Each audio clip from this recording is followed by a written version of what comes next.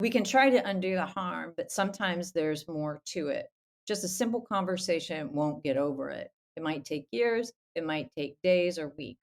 But Mr. Musa adds, if we can come to an agreement where kids can say, hey, this happened, we're going to move on from it. We don't have to even speak to each other, but we can finish out the school year and both of us will be successful in our own ways. He told me that's the winner. Hello and welcome to episode 124 of our podcast at the Human Restoration Project. My name is Nick Covington, and I'm the creative director at the Human Restoration Project. This episode is brought to you by our supporters, three of whom are Marcelo Viana Neto, Doron Zinger, and Cassandria Scozafava. Thank you so much for your ongoing support, and you can find more about our work at humanrestorationproject.org. I'm speaking today with freelance journalist Andy Kopsa, whose work has appeared seemingly everywhere. The New York Times, The Atlantic, The Guardian, Cosmo, and her most recent piece from the December issue of In These Times that we'll be discussing today, and that you heard an excerpt of in the introduction, is about her investigation of Des Moines Public Schools' 2021 shift away from the School Resource Officer, or SRO, program and toward investing in restorative justice. It has the incredible title, The City That Kicked Cops Out of Schools and Tried Restorative Practices Instead. Andy had mentioned in a tweet before our recording that Iowa is the canary in the coal mine when it comes to public education. That's to say, so much of what Andy reported on in her piece is directly tied to the particular political context of Iowa in the 21st century, failing to address deep demographic divisions and whose embrace of endless, cynical, dead-end culture wars has only deepened divisions. Only 1/3 of predominantly older white Iowans live in rural areas. Half of the black population is concentrated in just 4 cities, of which Des Moines is the largest, and nearly 60% of Iowa farmland owners don't farm. So while Iowa is an increasingly non-white urban population, our political and cultural identity is wrapped up in the nostalgia of the white rural family farm, a factor which explains the radicalization and consolidation of political power in the Iowa GOP, who hold a majority everywhere Iowans are represented. A headline from the November elections read, Iowa's GOP clout in legislature and Congress most since 1950s. And you better believe they are governing as such. While national headlines often focus on larger states like Texas and Florida, the education culture war really started here. Iowa is the canary in the coal mine. And that's an appropriate lens we should bring to the conversation at the intersection of racialized policing and punishment and the role it plays in our schools, particularly when communities of color decide to go another way and invest in restorative practices.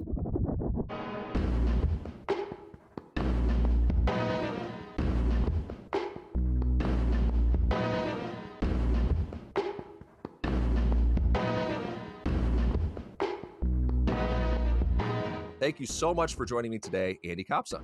Well, thank you. I am glad to be here. So the city referred to in the title is Des Moines, Iowa. The Right. content of the piece is so powerful. There's so much that I want to get into in our conversation, but let's just start at the beginning with the relevant question that a colleague of mine actually taught as a high school history elective, and that now the National Democratic Party is asking in revisiting our first in the nation caucus status, and that's why Iowa? Why not visit and report on what's happening in Los Angeles, Oakland, Arlington, Chicago, these other much larger cities who have made similar moves? I'm Iowa through and through. I was born and raised on a farm in the middle of nowhere that is still there. So, everything always leads me home. I mean, and I think too that you make a really good point here with your lead in about the first in the nation caucus status, which of course is up in the air. But I think that we have a special place, or we did have a special place in this sort of national conversation.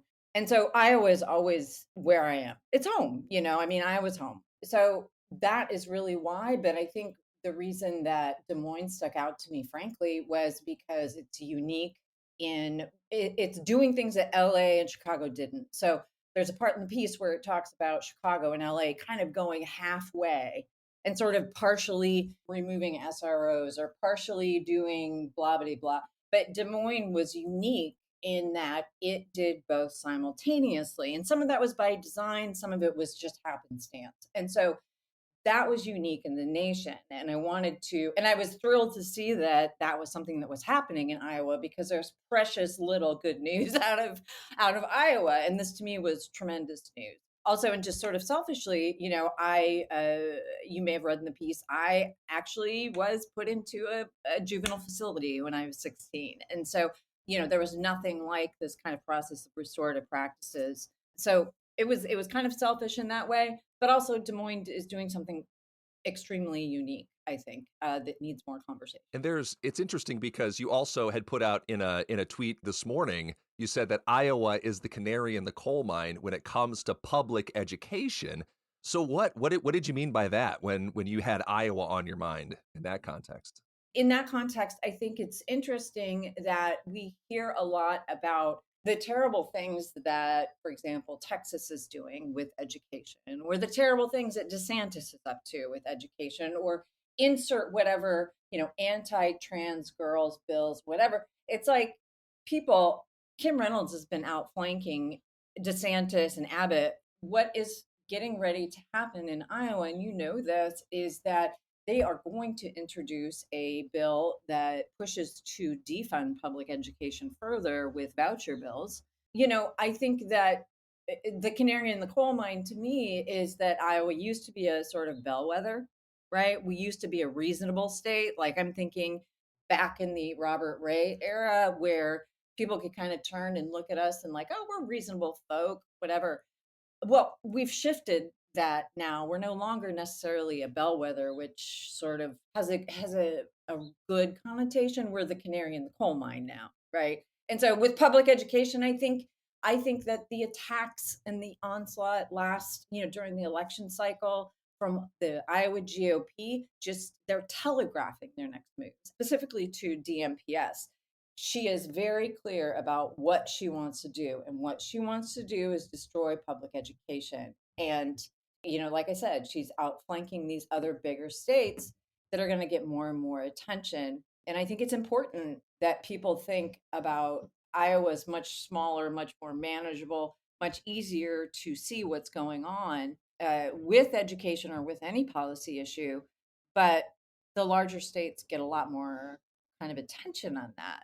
It's like now everything gets filtered through that culture war lens, and as the country becomes more polarized, the that is reflected in the local state parties too. Even though Yeah. something might not be an Iowa issue, suddenly it becomes an Iowa issue Mhm. because it's a focus of the national conversation, the national culture war, the national election cycle, and that's reflected in things like Kim Reynolds had run this ad during the election cycle that said like Iowans, we get up early, but we're not woke. And it sounds so hollow and artificial, coming out of her. But it's like it's so emblematic too of these longer term, I think, demographic shifts in Iowa, particularly like Yeah. these urban rural divides. And I think that'll be something that we start to Right. unpack when we get into this issue with urban education versus rural, and Right. even Right. Right. Right. some of the ideas that Reynolds and the Iowa GOP have for their voucher programs, for all these other kinds of changes that they want to make. It's kind of situated in this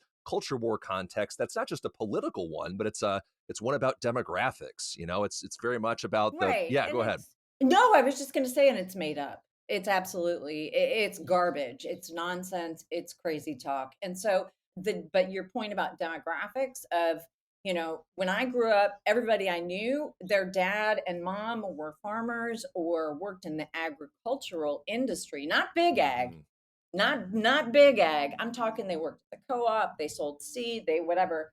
But now it's like people drive 50 miles to go to Waterloo from, where I grew up, to go to work and come back. So it's like this divide doesn't exist anymore. Like this notion of, farm people and urban people is garbage, and it's poison. And I think that it is beneficial to one party only, and that's the Hmm. GOP. More people are of color. Marshalltown, which is a nearby district, is incredibly diverse. And while these are just pockets, and while obviously Iowa is white as white can be, there is a shift, there is a fundamental shift in these sort of micropolises like Marshalltown or Fort Dodge or, these other places. Yeah, so I think that rural urban is a real myth. It's hard to you get it. It's hard to explain kind of what's behind that, but I think that it's a lot more fluid. Those divides are not as big as we think. And I think that rural and urban in Iowa has become even more of that coded language Right. versus geography, Right. right? I mean, it's like, Again, come on, man. it's a cultural kind of signal, right? Like you're part of Yeah. a rural identity, even if live in a Right. huge suburb of Des Moines. You're still, identify as Correct. a Yeah. rural, GOP voting person with all of the accoutrement that come along with signaling that Yeah. identity, even though you live in a suburb that Right. has 100,000 people. But that differentiates you from, say someone who is urban in big scare quotes there, particularly for Des Moines. And so if we bring the Yes. context into Des Moines Public Schools, and I think we could start to talk about Roosevelt in particular, right? Oh my God. I guess we should, right? Yeah. They are a place where the white student population is less than was less than half of the student population.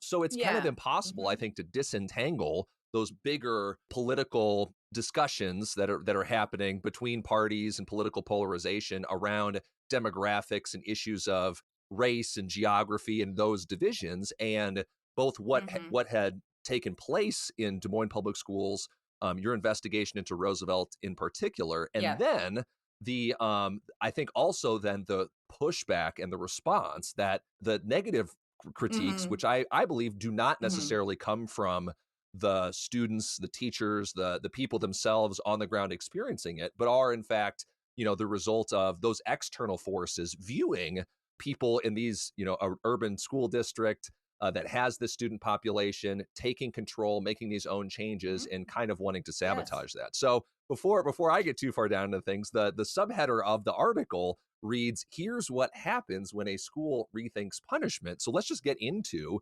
what happened. What did they do? What's the background? Well, interestingly, I mean, so again, I said that Des Moines public schools are kind of unique in this. What happened seemed very sudden. The long story short is that the Des Moines Police Department contract renewal was up for their work in public, in Des Moines public schools and high schools. And they walked away from the contract. And in the end, it was an amicable kind of divorce, but it was something that was sort of in the works before then. So what Des Moines Public Schools did was made a conscious decision to become a quote actively anti-racist school district.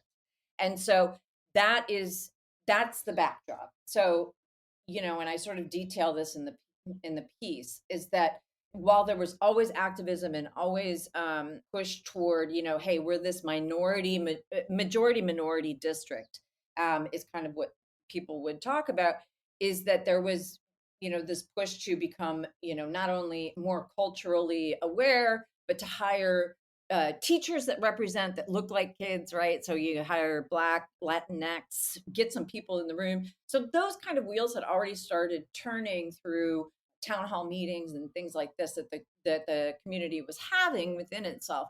And then George Floyd was brutally murdered in front of our eyes, right? And so that's when there was this, the summer that Andrea Sohoria was arrested, the summer that kids from DMPS really got involved and really started making the push toward, no, we're not going to stand for this. And so this process that had kind of started, this conversation that kind of had started with DMPS had gotten kicked into overdrive. And so that summer of 2020 or whenever it was, there were town hall meetings that were specifically anti-racist town hall meetings. What the takeaway was, Des Moines Public Schools brought in an outside sort of moderator to oversee that process. They brought in stakeholders that were, including students, involving students in the process. What an idea, right? Oh my. So involving students in the process, families, community organizations, bringing them in and talking to them about George Floyd being murdered, right? And how that makes the kids of color, Black kids, feel when they walk into a school and see a police officer and Lyric Sellers, who is amazing, and you should talk to her.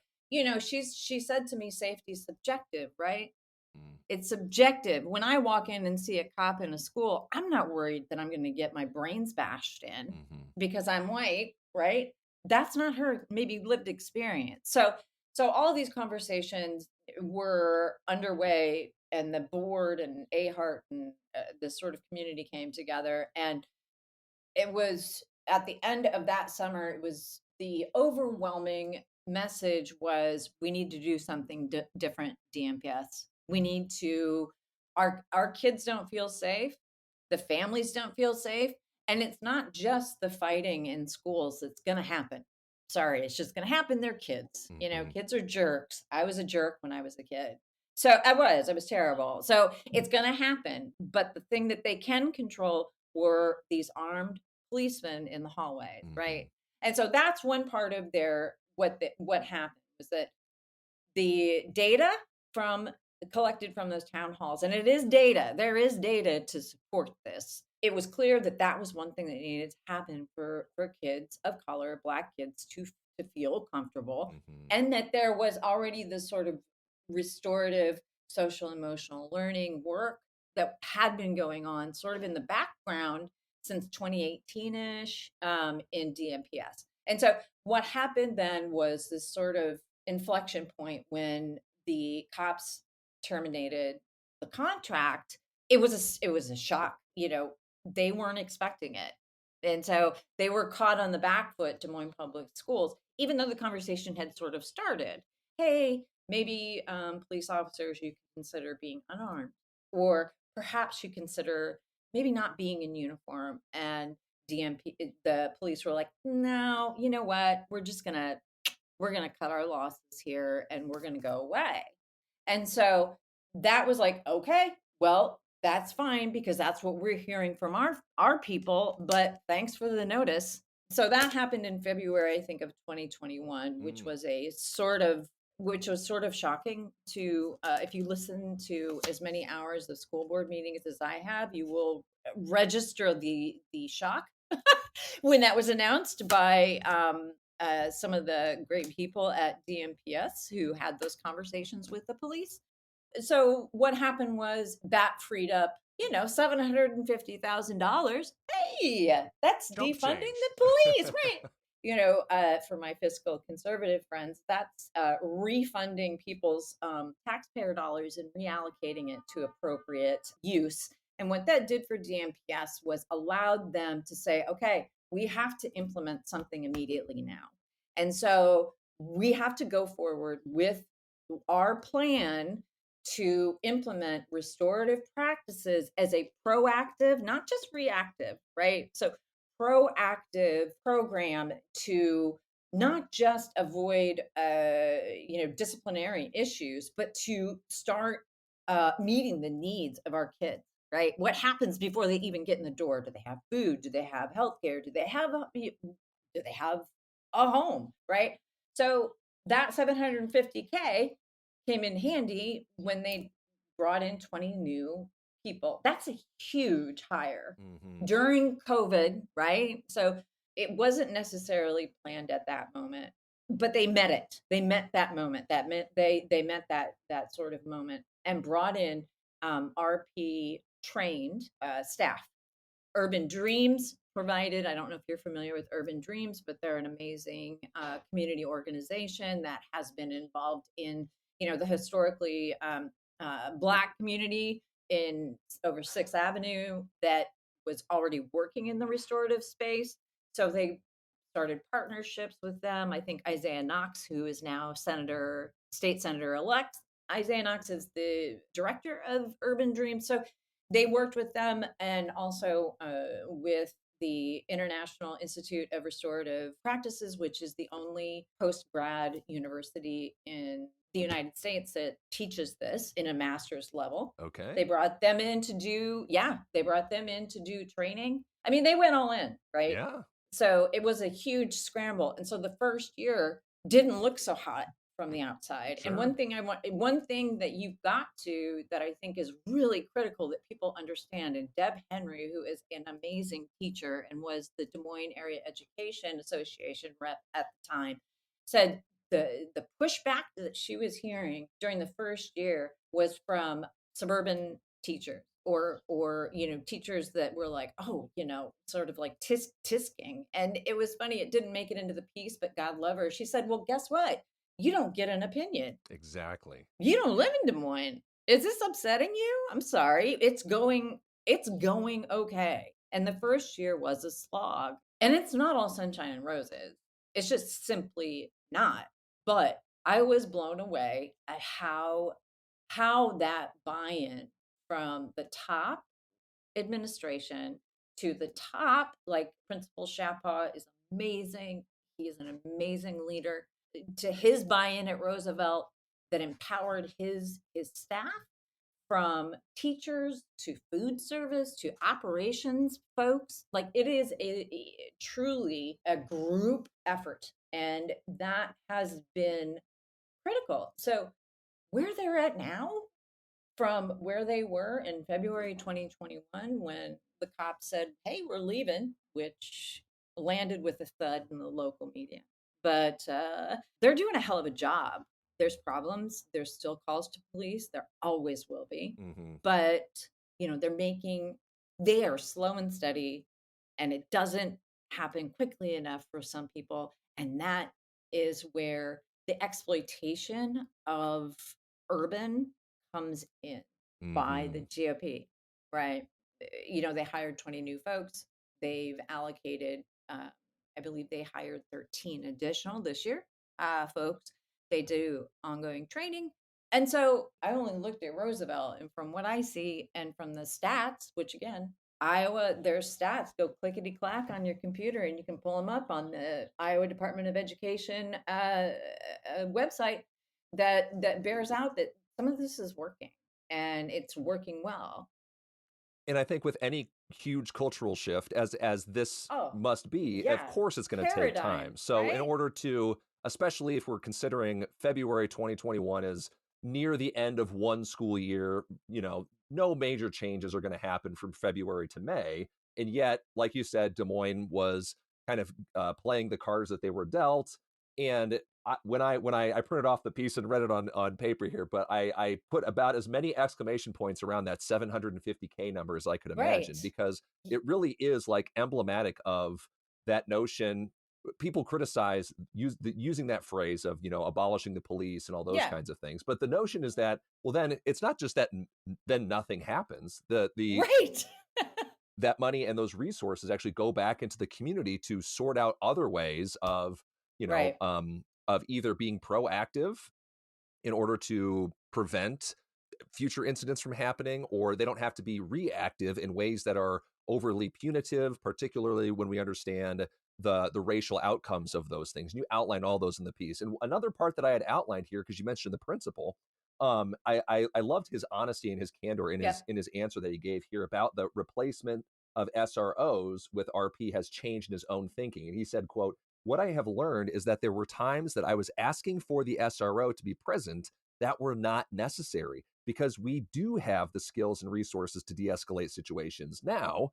But when you're in the midst of it, you have this resource. It's very easy just to ask for the police. So it's like Right. just opening up your toolkit and saying, we can't use the cops anymore. We can't Right. use the cops to, arrest kids, or then once it gets in their hands, it can escalate, into the legal system very easily. But now when we have to deal with, students on relational terms, when we have to use those other tools in our toolkits, well, then we actually start to reflect back on the previous practices and say, well, that probably wasn't right for me to escalate that to involve an officer and then, contribute to consequences that may or may not happen outside of the school system there too. One thing that we kind of can get into here then is the fact that you had actually spent time in these schools. You weren't just, reporting from afar. You went and talked to these people. But what I appreciated is that this wasn't just like a one drop in, one and done kind of thing. Can you describe the approach? Because you actually had a longitudinal You visited Hmm. 2 times for a good lengthy amount of time, there at Roosevelt. How did you approach that issue? How did that help you understand, what was going Hmm. on? Explain to us the students that you talked with. Let's talk about the think tank. Like, how is it Yeah, right. actually working in those spaces? Yeah, I would have hung out longer if they would have let me. I mean, honestly, I mean, it's when I do these kinds of investigations, it's so valuable for me to just be able to observe. And it's actually an honor to be allowed into that space. I consider any time that anyone allows me to hear their stories and tell their stories, it's a huge honor, and I don't take that lightly. And the interesting thing about being able to go in the spring, which was bananas because everybody was still wearing masks. It was getting towards graduation time, so it was like this different sort of frenetic pace. And so I was able to establish a rapport with a few of the kids, right? Right. And sort of take my lead from them and be able to meet the community. I mean, honestly, I was expecting from some of the reports that I was just going to enter and it was going to be bedlam, right? It was just going to be Right. bananas. It was going Right. to be like everybody's packing heat, what and it was just high school, right? Yep. So that's not, again, not to say this is a Pollyanna view, but it was very a frenetic pace. I ran around with Mr. Ahmed Musa, who is out there doing the Lord's work, and running around talking to kids. And again, they were still getting their feet underneath them as well. So the RP folks were still getting their feet under them because again, they had just started. I mean, they weren't even like several months into it, right? So it was great to go in and be able to see that. I think one young girl that I spoke with, Vanessa, who's highlighted in the piece, and I can't help but bring my personal experience into this. And I'm not a young black girl, right? But I was a young girl, and to see her, from the spring when she was, you know, um, very trepidatious. I mean, you gotta consider that COVID colors the before times and the after times. And with Vanessa, the last time she had been in school was when she was in seventh and eighth grade, right? And that was Mm, virtual learning. And so she went from a middle school environment to high school. And so she was completely discombobulated, but she talked to me. And so the importance of making that kind of connection and listening to kids where they are. By the time I went and saw, back in the fall and the transition, and I say it in the piece, I didn't recognize her. I'm like, who is this kid that's so happy to see me? I'm like, what?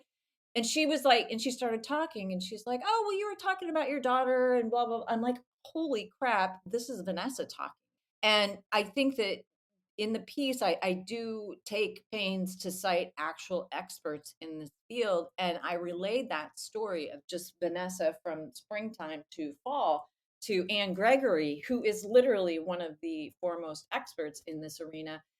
She was very clear, like not knowing anything about Vanessa from the outside, what she was able to identify in that kind of growth, aside from whatever personal growth a girl goes through in a few months, was that Mr. Musa, the think tank, that Shapa, everybody responding with a trauma informed view versus punitive view with Vanessa allowed her to feel more comfortable in class and go to class, so that they help facilitate that transition.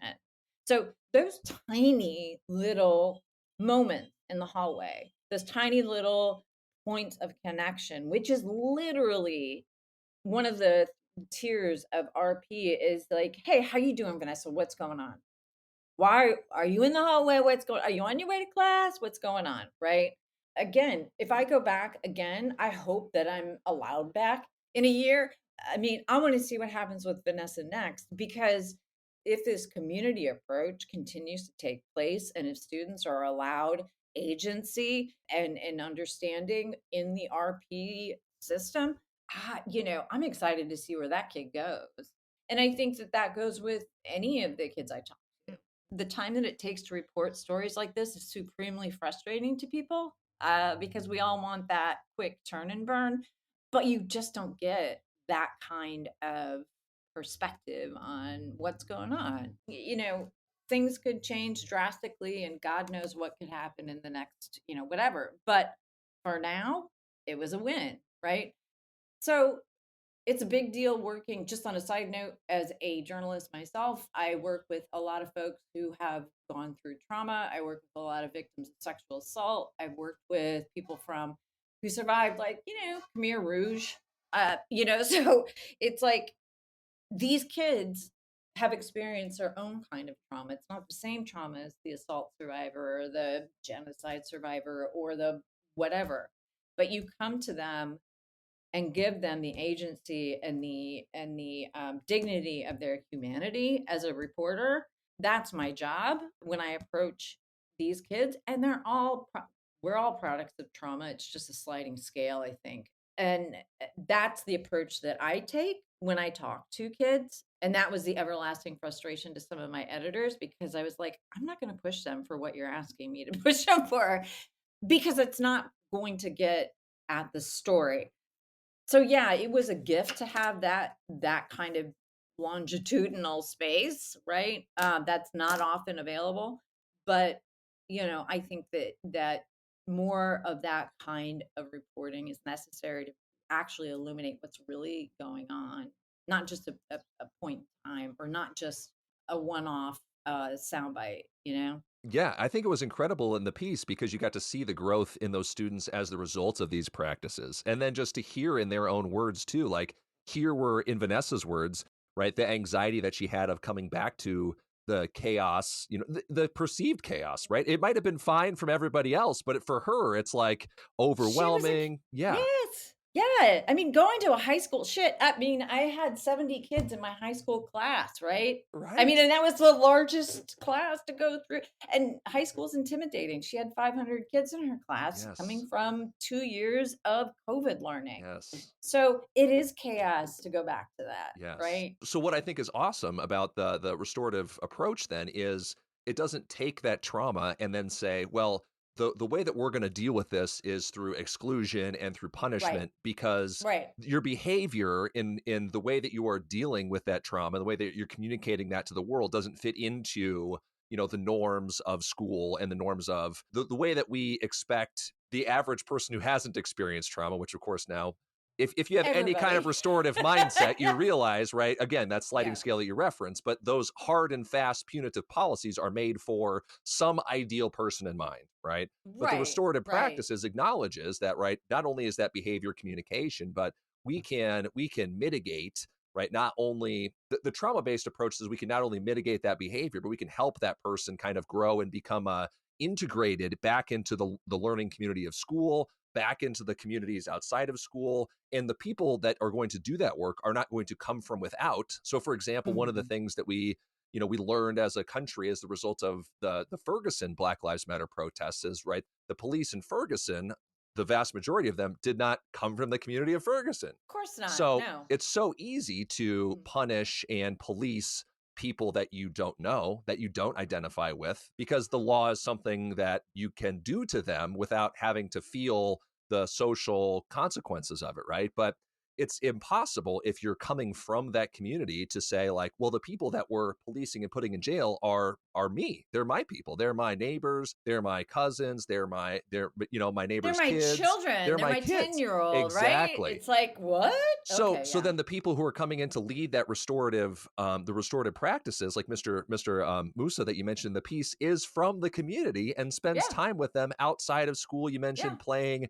pickup ball, down the street, et yeah. cetera. So there's a change of tenor, I bet, coming into the schoolhouse door and right taking on that role. But the relationship is there because he knows for those kids to succeed outside of the school space and inside the school space, he's going to have to work to maintain that relationship. And Yeah, yeah, of course, that work they is all is do. Yeah. messier. It takes a lot longer, but it's more rewarding in the long run for communities, for schools, for individuals than exclusionary and punitive bit, which just takes that trauma and bottles it up and tries to push it away somewhere else, where then we know, then those students may be more likely to experience drug and alcohol addiction, to Of experience course. Yes. violence and sexual abuse. And then it just cycles into the community where then they become right, they become the people who do those things to other people Yeah. too. So it's like short circuits that whole, trauma loop in the process, which is why, I think this is so powerful. And I think too, like one of the responses that I started to see on social media once the piece came out was a tweet from a former Roosevelt student who said, "That's my high school. This is amazing. There's no place for cops in schools." Former Grandview professor and friend of our organization, Kevin Gannon, said, "My kids go to this school. The staff there is awesome. They really walk the walk." What has the reception been broadly from when the piece came out? I want to touch on one thing before we Of move course, on, yeah. because the thing that is important, and I think that it will be important to you as an educator who's experienced some bad stuff, Some right? So things. but let's get clear, right? Our teachers have experienced trauma. Right. Our teachers, especially, I mean, across the country, but they are beaten to a pulp through COVID. I'm sorry, they just are, right? They're targeted, they're sinister agendas. And what RP does is absolutely take into account the health and well being, mental health, well being of staff, of teachers, of making sure that, we know this work is hard and it's extra hard. So we're going to support you, teachers. What does that look like, right? So I think that that's an important part of the RP way of working, is that it is about the kids, but you want to make sure that you take care of, not just the teachers but all your staff, from bus drivers to custodians to blah blah blah. So I just wanted to make sure that that is in there as well. That is absolutely part of what Roosevelt does, and it's part of this year's, they have goal setting. Part of this year's goals is getting, what do the teachers need? It sounds stupid, but is it a book group? What are we doing? Or do you just want to be left alone? What do you want? Right. What can we do for you to make your lives better here? Because this is hard stuff and it's going to get harder, you know? In my mind, I think oftentimes the structures and systems of schools that alienate and isolate kids have the same impact on adults too. Right. So Correct. I would say that a practice probably isn't restorative if it makes the situation for the adults equally chaotic and stressful. If it increases their stress and the chaos, etc., then What's that the point? probably isn't restorative either.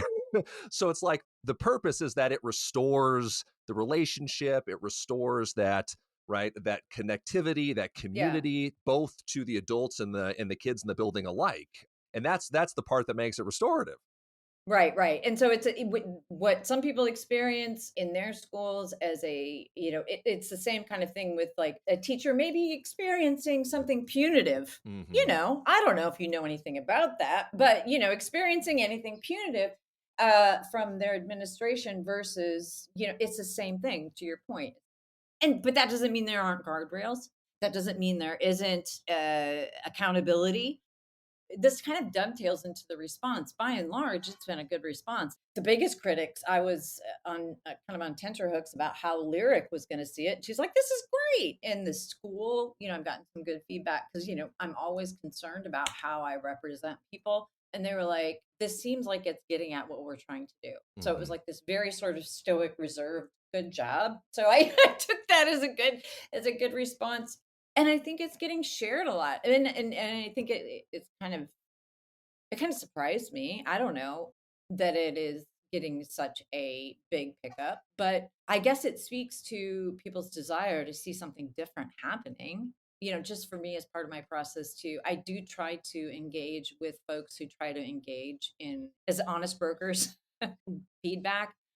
One thing that I do think, one response I got was like, the restorative justice paradigm versus restorative practices. Restorative justice is often in the carceral system where it's adults who have to be, where there is a very clear victim of violence or whatever, and separating that out from what restorative practice school are. So I mean, I think that there's a lot of education that still needs to happen, and that was a very valid feedback. It's like, but what are we focusing on? The victim? There's a lot of language that still needs to be talked about within, the system. I think it's perceived as a lot more sunshine and roses than I thought it would be. I mean, there's still issues, and I think I've gotten some feedback from parents of middle school kids, and I think middle school is a different animal, Oh yeah. honestly. It always is. by far. And I would love to, and I'm open to speaking with them because I think Yes. their experience is valid, and I do think, but it is a very different animal than Roosevelt High School. Yeah, and something that is a positive aspect of school systems as well. And I think regarding the middle school situation, I think it's interesting because perhaps like there should be like an onboarding or transition. Like, hey, if we know these restorative practices work at the high school level, and those students are Right. going to eventually become high schoolers, like what are we doing to support those restorative practices and scaffold them down the line, like so that way middle school students can become maybe student-led practitioners of that work by the time they become in high school. Like how far down the line does that then go where we can say middle schoolers become high schoolers, and how far down you have to go to start to support and scaffold that work for that to quote unquote work at the high school. But I also wonder if there isn't a role then in the long-term plan for this to have those younger kind of identify some student leaders. Particularly, I would lean on kids who would often be the ones who would, get in trouble and been pushed more of those boundaries and those envelopes, and kind of knight them as the would be, Right. you guys are going to become the leaders in high school, right? So it's Yeah. like, how Yeah. can we wrap the supports around you and train you up to become a restorative practices student leader by the time you get into the high school? And then that problem maybe takes care of itself if you can see the transformation of these students who were quote unquote, the troublemakers when they were in middle Mhm. school and then become the student leaders by the time they're in high school. I think that's a place for incredible growth.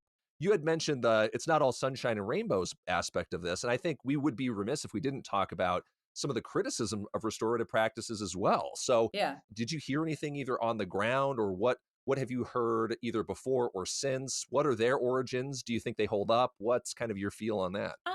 I think, well, first, just on the middle school thing, that is part of DMPS's long term. Okay, it just makes sense. So that wouldn't Yeah. surprise me. So again, it's, they do have a projection and goals over the next few years. So, they are, I think that maybe the 13 hires, and I might be speaking, I would have to check, but I do believe they are moving this into the middle schools. And again, you know, that I think is critical.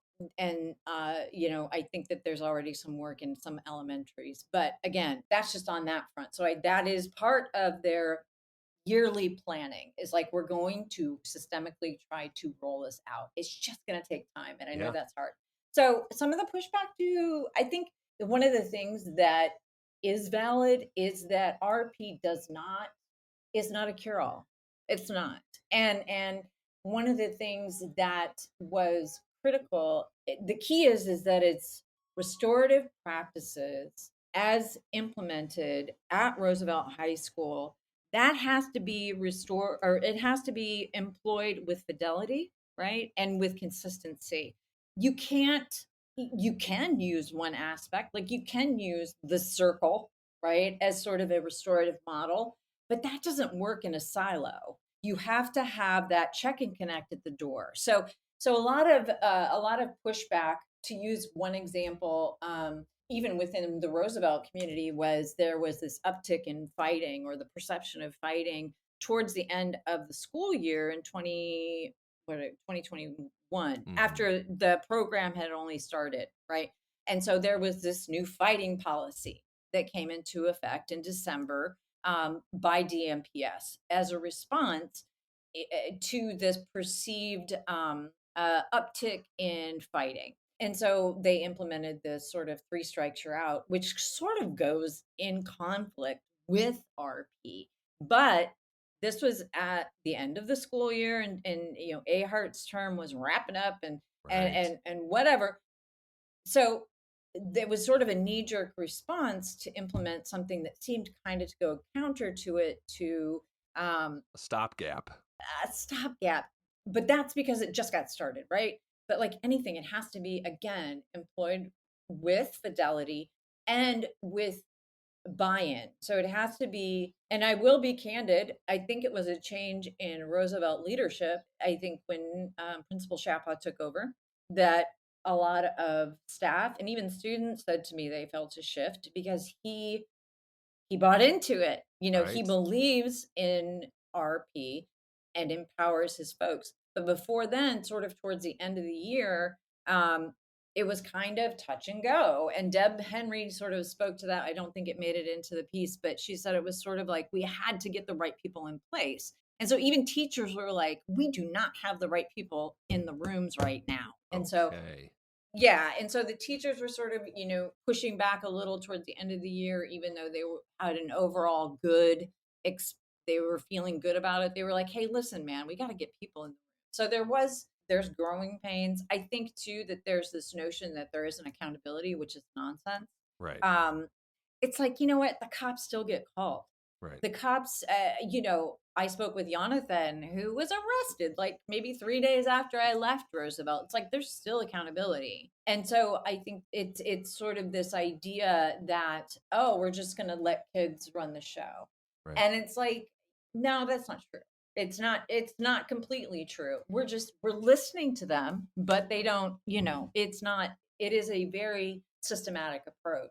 Can I interject here real quick? Yeah. Sorry. I Yeah, just of want to say course, too, of course. and it perhaps a shifting definition of accountability, because I think Right. it's a conversation that we've had on our end on, say, on the grading side, where rather Mm. than say if a student turns in work late, right, you wouldn't give them a 0. And a lot of people say that not giving a 0 is not holding them accountable. Well, our counter to that would say holding them accountable is just getting them to do the work in the first place. Making them do their job, right? Yeah, It's yeah. like So it's like, okay, what is holding them more accountable than saying, no, this, if we think this learning is important and this is something you have to do, it's not holding Mhm. you accountable just to say, okay, you can skip that one and move on, right? Take the 0 and move Right. on. Like, no, we think it's so important that you actually need to learn this. So it's not an option, for you to not do it. Yeah. In the same Yeah. way that I think on the behavior side, I think it's not accountability just to say like, oh, we're just going to push you through this system now that kind of alienates, isolates, puts you Mhm. in Mhm. proximity to the legal system, et cetera, just because we don't want to deal with you.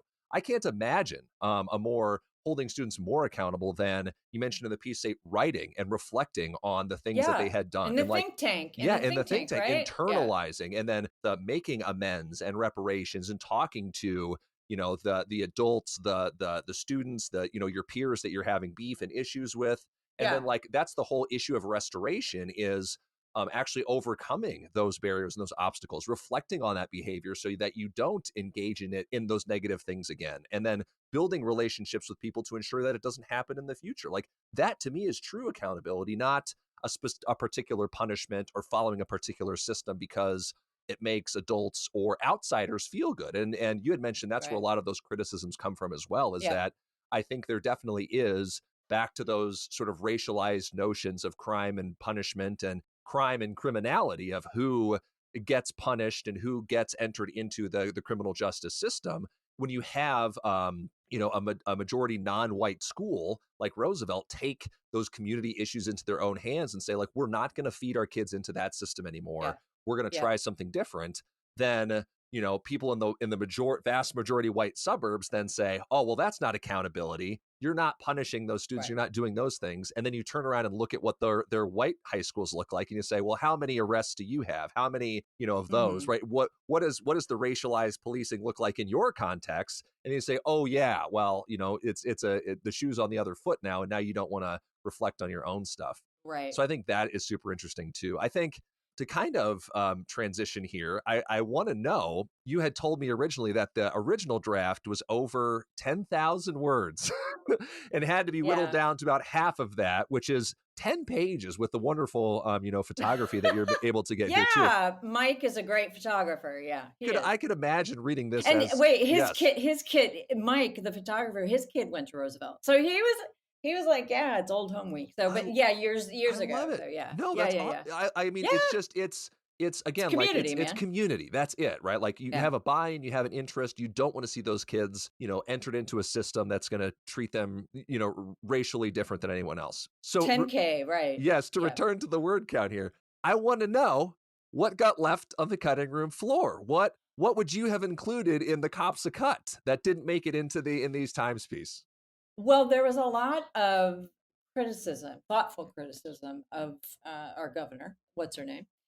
A lot of very specific Iowa stuff and the specific pressures that, not just Iowa teachers and not just Iowa kids, but my God, our healthcare system, right? And the punishing, I could not make a fine enough point of how irresponsible Governor Kim Reynolds was during the COVID crisis in school, right? Hmm. Punitive actions taken toward communities of color that are disproportionately impacted with her anti-masking mandate, kids with disabilities and medically fragile children. Um, it's policy violence, is what you call it, meting out this policy violence against anti-trans. There was some of that in there. I talked to the kids and the teachers about what happens on the Hill, and that does filter down to them. They do know. What were they saying? I want to. What were their comments I like? mean, when I was talking to their sort of workers, they're like, well, "Who cares who plays basketball? Right. Let's just play." It's like we're writers, right? It's like, who cares? This anti-trans bill that was signed with such glee as these kids were trying to make it through another day of school, it filters down because it comes through the adults, it comes through every aspect of life. And not to take away from, I pointed out some of the direct racist policies, the de facto redlining bill through anti section 8 housing, anti doing a like giving agency to landlords to refuse public housing vouchers. That that impacts the community and the rural community. By the way, you're going to see grandma out on the street. But anyway, so that policy violence, that attack of students, that direct attack that Reynolds did, like in the wake of the young boy, 15-year-old Lopez, it took her a week to respond to that shooting when that young boy was murdered out front of East. It took her a week to respond to that. And I pointed that out in the piece was that, and she didn't even respond to it except when she was giving a bunch of American Rescue Plan Act, taxpayer US funded, Democrat bought and paid for funds to Des Moines airport when some sentient reporter said, "Hey, any comment on that shooting? Oh, our schools are failing our kids." You know what, Kim? And so a lot of that didn't make it into it because that, I don't care what you say, that impacts kids. It rolls down literal hills. So it was a lot of this nonsense policy violence. It's not nonsense, it has real world impact. And that was crammed into a very small section that had to get edited out that I will be happy to share. But Yeah. a lot of statistics, so national statistics about, after Columbine, we didn't have cops in schools really until after Columbine. Right. And so what have we seen? Statistically, kids are getting murdered left, right, and center, right, at school. And it's not typically by a bunch of young black kids. It's a bunch of young white kids with access to guns, and the governor sat at the desk happily signing a Second Amendment restoration bill, right? So Yep. it's like, so a lot of these things I tried to pull out of, and so this goes back to that Iowa is sort of first in the nation status, which is still kind of like would be the best thing for that to go away. That was kind of couched in that. It's like, do you see the issues that they are targeting and that are targeting communities of color in Iowa that figures into education? It does, and the voucher bills. So a lot of that made it, and then a lot of very specific data because I love me some data about how disproportionately girls, black girls first and foremost, but girls specifically who are being arrested in school. Yes. And again, I mentioned that I was a 16-year-old that ended up in a locked facility. I was one of those kids who ended up in the system, and I'm a white kid from a teeny tiny farming community. You did mention in the piece that an ACLU report found that black girls in Iowa were 9 times more likely than white girls to be arrested. Did you Floored know me. that? Yeah, do you know that Iowa outflanks a lot of the world in jailing not only kids but in jailing people in general? I had The no idea. proportionally, yeah. Oh Nope. God, stats, right? So, but that all goes back to again, sort of my interest in Iowa is that Iowa is an unfortunate outlier in the fact that we like to talk about farms and farmers, but we have more inmates than farmers, right? We have more prisons being built. So There was a lot of sort of backgrounding going on. There was a lot of attention, because I went into this as a young girl who had gone through, who had been actually cuffed and thrown into a cop car and terrified and arrested for, DUI at 16. I don't have any problem sharing that. The disproportionate way that we as girls are impacted, and to see it play out in Des Moines, I'm like, what in that? It was like 200 some percent jump over this period of time. A lot of that. So that was, my original intent was to examine how it impacted girls, and just sort of spread out from there. So a lot of that was cut just because it became a different story, a more broad narrative.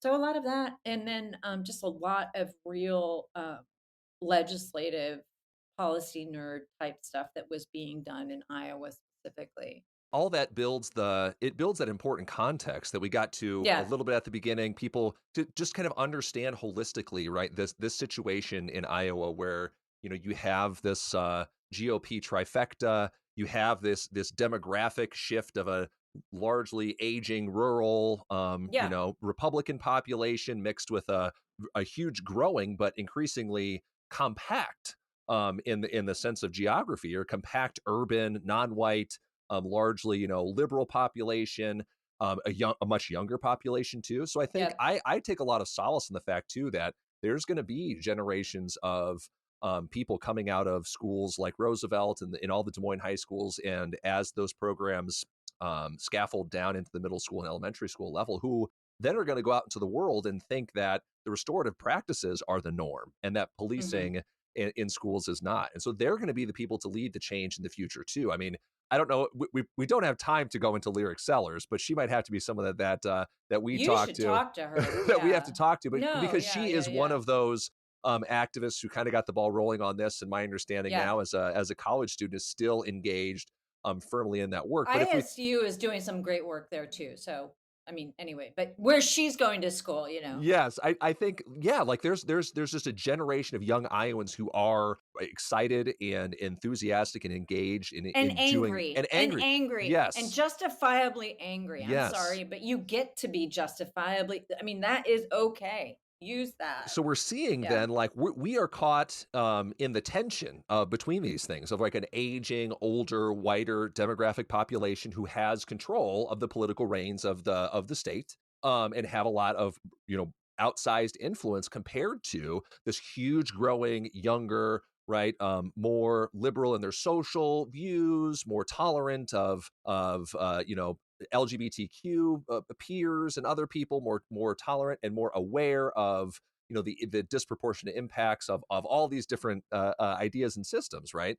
So I guess I take solace in the fact then that like they are leading the charge here in taking control of their own community restoration, and then in the process of that building a model for what students are going to expect to see when their own kids go to school, a model that they'll expect to see in the rest of the world, and they can prove that to the rest of Iowa, for the rest of the country, and become a model for what that looks like. I think so. But I will push back on that Okay. once. They shouldn't have to have that job, right? Absolutely. They should not have to have that job, especially young black girls, young black folk. They shouldn't have to try to bring all the rest of us along. And I'm afraid they're going to leave, right? Oh, yeah. Why are we staying?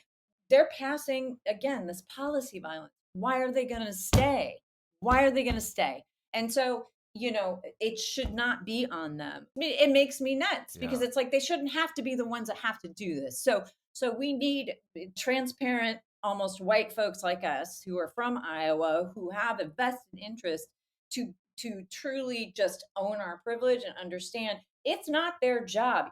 How can we help? How can we help? How can I help you? How is it me shutting up and listening to you? Yes, fine. I will do that. Can I tell your story because I have a platform? Because I'm a white lady, old and grizzled as I am? Yes, I will do that. Right? Kudos to the adults in these systems who are, leading the Yeah. charge and kind of taking that model. And then shame on the political leaders who are actively trying to sabotage, those movements as well, certainly. And it's the people in positions of power that have to speak out. We need the white folks in state government to start using their platform in a more forceful way. And you can't fight crazy with being quiet. To kind of wrap things up here, I had asked you to think about a part of the piece that you maybe found the most compelling or that exemplified that work the Mm. most, and have you read it in your own words, and maybe we can explain a little bit why that is, and that could probably wrap us up on a bit of a high note here. Would you mind Oh my, taking a look at that? And I would be interested in what stuck out to you, but I think that when I was speaking to Ahmed, Mr. Musa, he said we can try to undo the harm, but sometimes there's more to it. Just a simple conversation won't get over it. It might take years, it might take days or weeks. But Mr. Musa adds, if we can come to an agreement where kids can say, "Hey, this happened. We're going to move on from it. We don't have to even speak to each other, but we can finish out the school year and both of us will be successful in our own ways." He told me that's the winner. And that's that subtle sort of space. It's like this doesn't have to look like everybody shakes hands and walks away friends. That's not what this is about. This is about getting kids through the day. And it's about providing wraparound services. Do they have food? Do they have a home? And that's all part of this. So I mean, that really stuck out to me as sort of emblematic. It's that tiny victory that adds up over time, and that's not comfortable for a lot of people because they want to see big splashy change. But I just thought it was so like, yeah, this getting a kid through a day sometimes is the best possible outcome because then there's a chance at there being a next day, right? And so I think that really stuck out to me. Well, I think one of the other things too that was interesting to me and we haven't spoken about was Jonathan had such a spark when we talked about history. it did highlight that. That to me was incredible. I think especially in the I'll try to find it and try to emphasize it here because I think what's incredible about that is if we think, yeah, here you go. You say I asked Jonathan, who was a student who was in the think tank, and you had said that he had been arrested He shortly actually after. wasn't Oh, Yeah, he wasn't in the think tank. No, okay. he actually just got arrested. Yeah. Oh Yeah, gosh. yeah, Okay. yeah. Well, yeah, you say Yeah. I asked Jonathan what his favorite subject is. He answers immediately history. He loves learning about World War II and Vietnam, Korea. He thinks his maternal grandfather served in World War II, and he says uncles fought in other wars. And what I had put here, I said here is a subject that is underrated and underrepresented in the system. As we, again, let's put it in a policy focus here. As CRT? we, yeah, Right. Oh I my mean, God. it's part of the laws against so-called divisive concepts, but then also the bigger pushes that our governor has been really proud of in STEM. And the history is not a part of building that context for STEM. And yet here is a student who is at the margins of the system, who is involved in the legal system here Yes. too. And Yeah. here he says this is the thing that he enjoys and that anchors him. He might not get to take a history class in the course of his day. I don't know what the curricular requirements are, but there's probably only a couple of years, meant to do that. And then it might be math and science and, all those other kinds of things too that we're emphasizing. But yeah, that was a shocker It to was me. that spark, right? Yes. But the thing was is that his entire I mean, he was great to let me sit there and talk with him, but man, I got the feeling he would have talked about that all day if they would have let me stay there. But that's the thing. It's like, what's your favorite subject? History. History immediately, straight away. And so, but that to me was great. It's like you don't expect to. So, what do people expect when they walk into a kid who's been arrested for having knives and cannabis cartridges? Like, oh, some punk. No, it's some kid that loves history, Right. right? The Korean He War. made so let's just set aside that he made, he's got some prices to pay. He did some stuff that's illegal. But that doesn't discount from the fact that it's like there's more to it than that, Right. And there's more to And I him. think, yeah, there's more to all those kids, right? All right. Well, the piece is the city that kicked cops out of schools and tried restorative practices instead. The author, Andy Kopsa. Thank you so much for joining me today, Andy. Thanks for letting me rant, and we could probably go on, but Anytime. Yeah, we'll do the B-side later. All right, thanks, Andy.